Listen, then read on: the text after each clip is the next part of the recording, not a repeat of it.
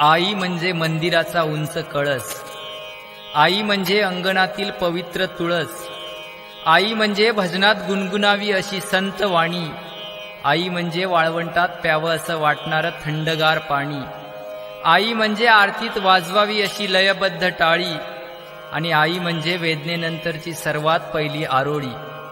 आई असतो एक धागा, वातीला उजेड दावणारी समईतली जागा. आई माझा गुरु, आई माझी कल्पतरू, सौख्याचे सागरू आई माझी. अशा कितीही उपमा आईला दिल्या तरी त्या कमीच, कारण आई सारखे दैवत साऱ्या जगतावर नाही. स्वामी तिन्ही जगाचा आई विना भिकारी.